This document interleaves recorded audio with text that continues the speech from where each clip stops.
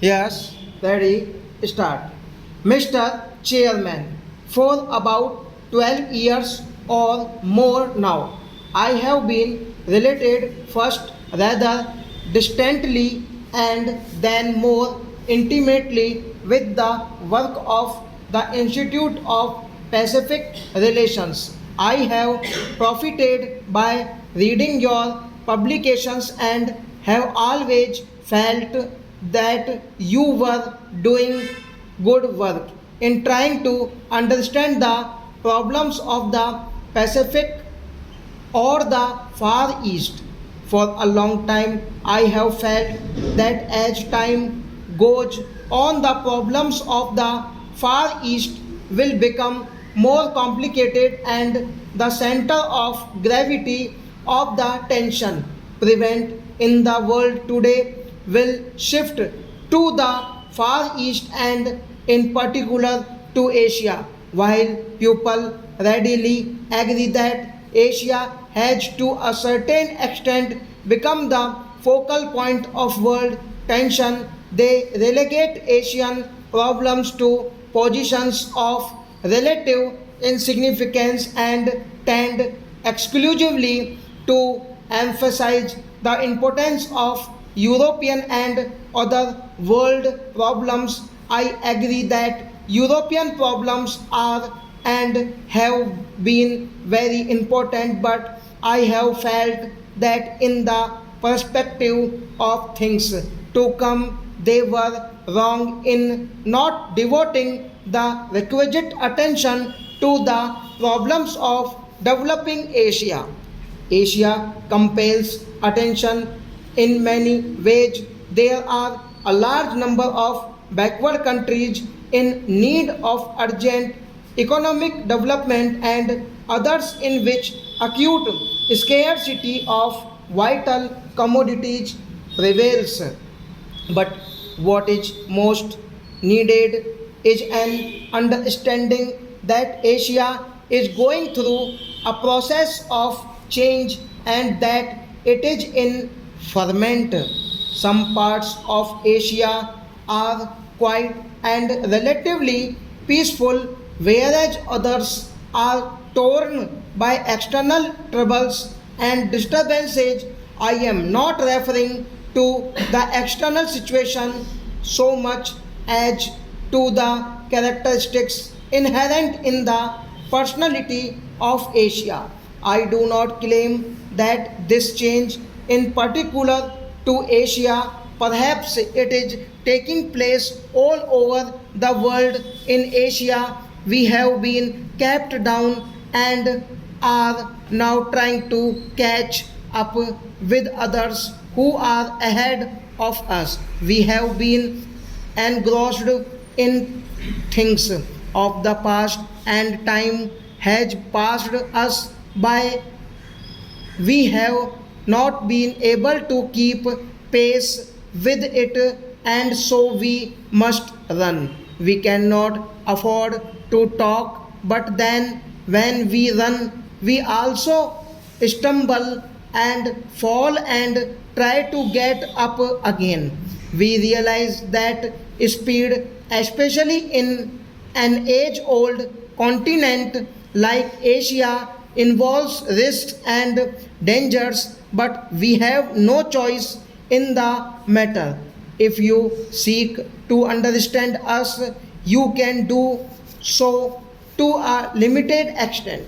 Asia is a huge continent, and the peoples of Asia are all different from one another as they were reared in different cultures and traditions. In spite of all this, I think it is still true to say that there is such a thing as Asian sentiment. Perhaps this sentiment is merely the outcome of the past 300 years of European influence in Asia. Personally, I do not believe that any profound difference exists between the Orient and the Occident. Such differences as can be accounted for by history, tradition, and geography exist even among the Asian countries, and in fact, even within the same country. Probably the existing differences mainly arose from the fact that certain parts of the world developed their resources and became prosperous while others were completely unaffected by the industrial revolution. I think that thinking in terms of the Orient and the Occident sets us on the wrong track. As a rule, the same type of problems leads to the same results everywhere.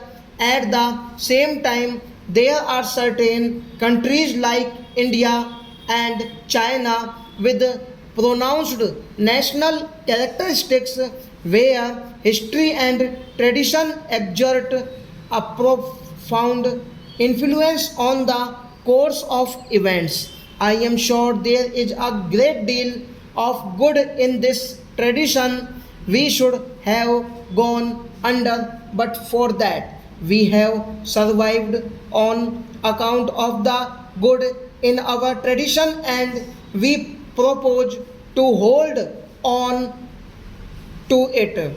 At the same time, I have no doubt at all that it has a great deal that is bad too. It prevents us from doing the things we ought to do, so that between the good and the bad, and between the past and the present, we do not quite know that we are going to do and that we should do.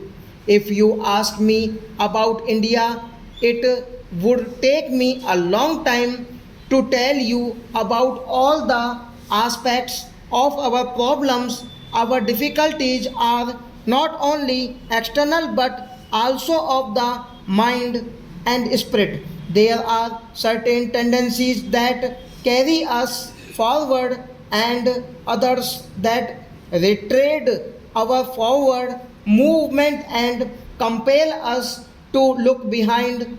Progress consists in having the essential things of life, and in that sense we obviously must have progress. We are going ahead, and I hope rapidly we are harnessing science in the service of the nation. Yet a doubt arises in my mind as to whether material progress really constitutes a remedy for our problem.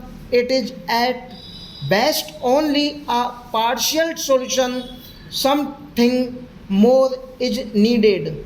We need a solution of the broad problems that afflict the world today. Stop.